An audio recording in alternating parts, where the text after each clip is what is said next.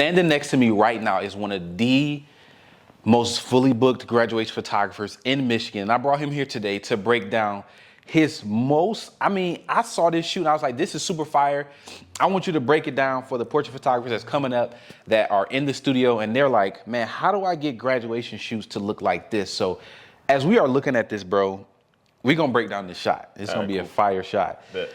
So first, I wanna know, what were you shooting with? I was shooting with, camera-wise, Yeah. I was shooting with a Nikon Z6 II. Okay, and what about the lens? Lens is a 24 to maybe 24 to 120, I think. And you also did say you had the settings on these photos too. Mm-hmm. So could you break down that setting right there? We were at, let's see, yeah, 7.1 was my f-stop, 200 shutter speed. I was at an ISO 200. Typically, that's what I shoot when I'm shooting studio indoor. You could go lower, but I was at ISO 200. Mm-hmm. And I was probably zoomed to around 50 millimeters. Now, a lot of people do say that you should shoot graduation photos at 100 ISO and not 200. What made you do that change? Just controlling my light, just playing with my light settings. It's so many different ways to get a certain outcome. So you're not limited to one way of shooting to get a certain outcome.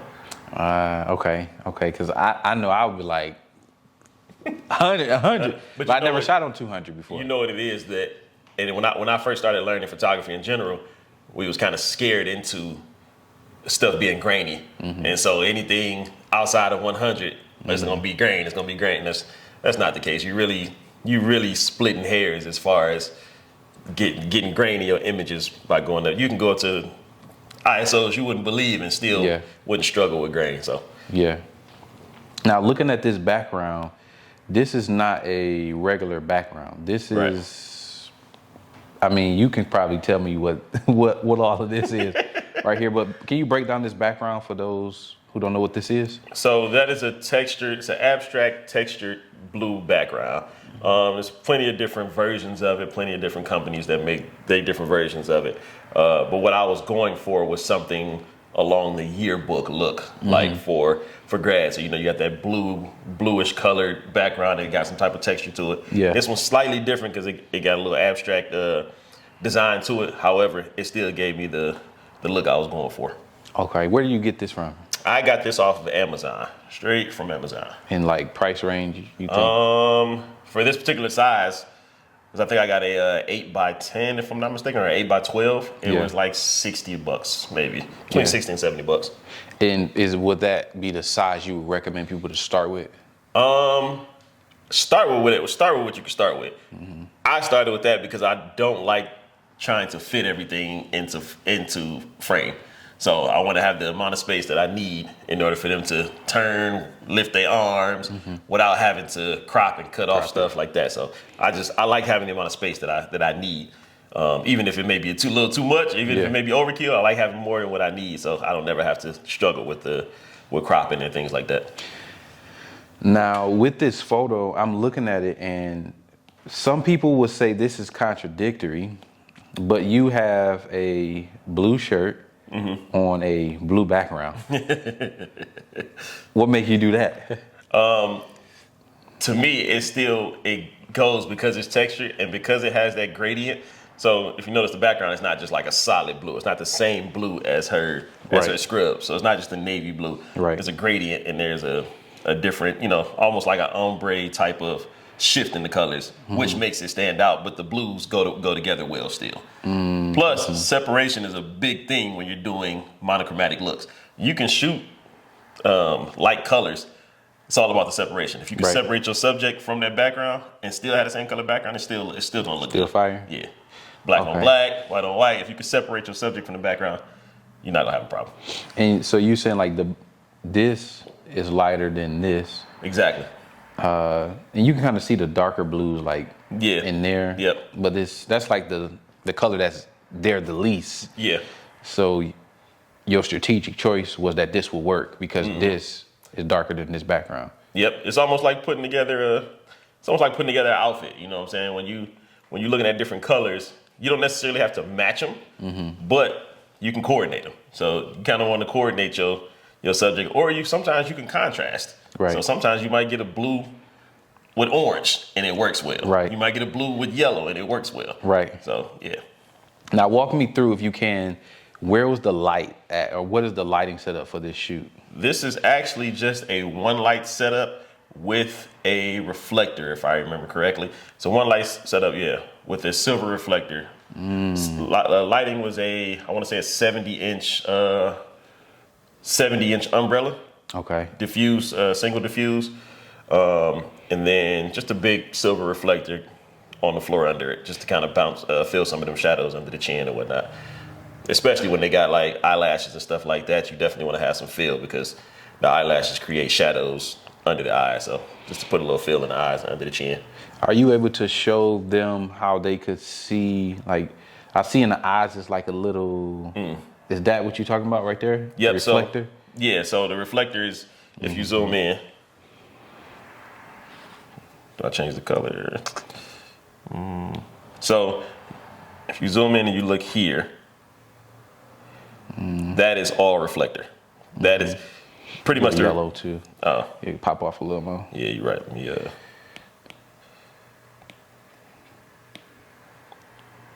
Oh, that's crazy. There we go. Boom, boom. Yeah. So that little White dot? Okay. is the reflector. It gives life to the eyes.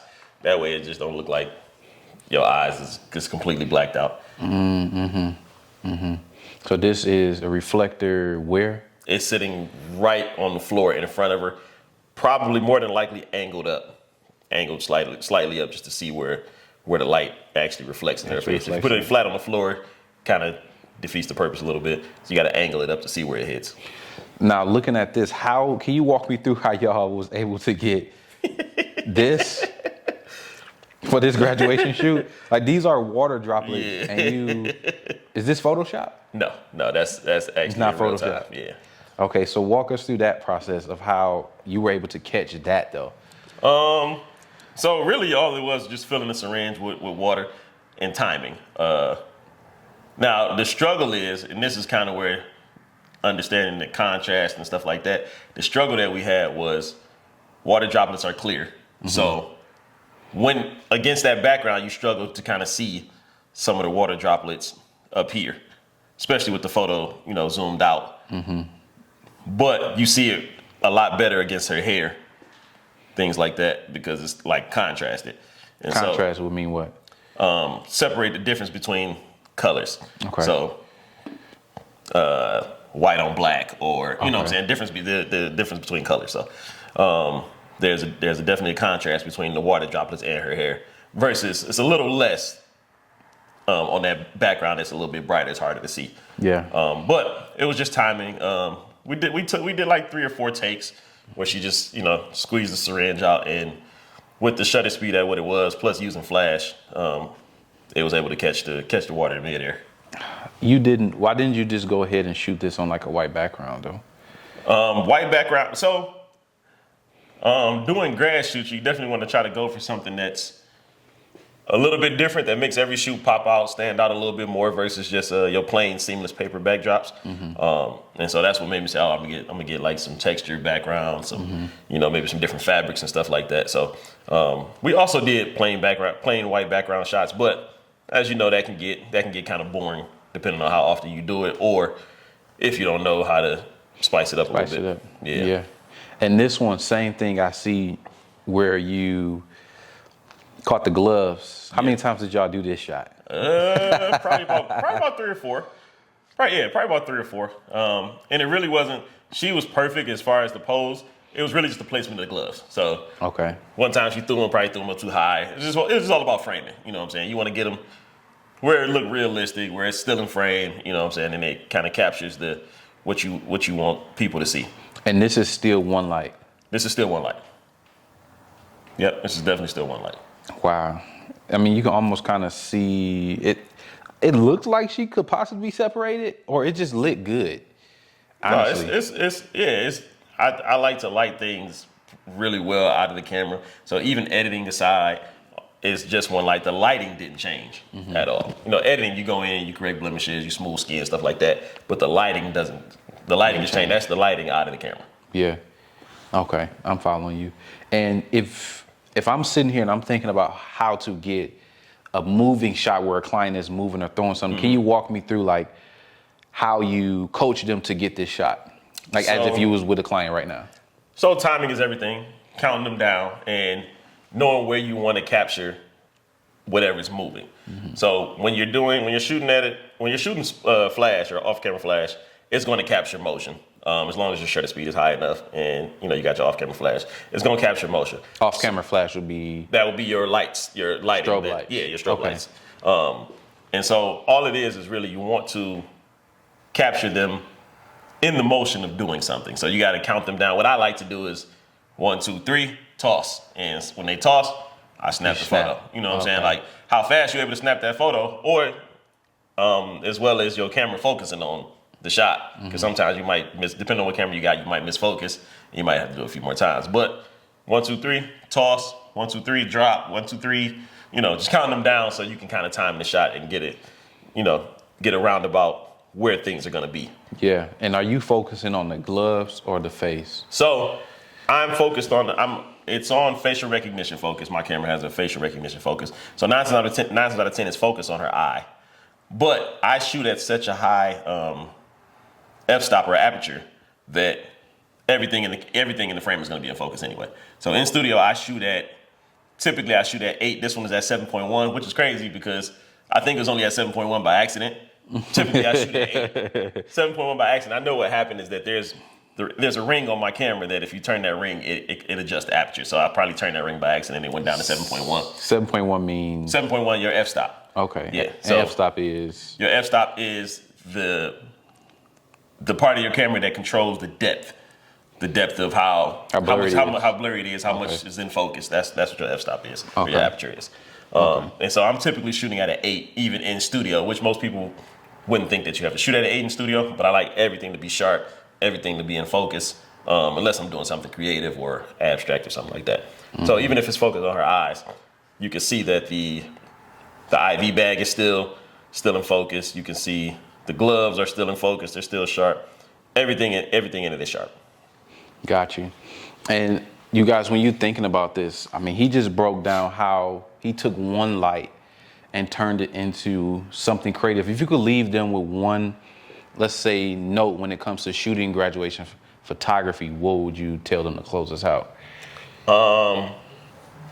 What I would probably say is, and I guess you could say this in photography in general, learn your lighting. You get your lights right, everything else is just tweaking details. So get your lights right, everything else is just kind of your creative patterns, your creative flow. Yeah. All right, you guys. Well, look, we don't even know what this series is going to be called, but he just broke down a shot. And we're going to break down another one on episode 2. But I want y'all to drop in the comments below, what did you take away from this YouTube video? And also let us know what shot we should break down next or what questions you have about doing graduation photography. Peace.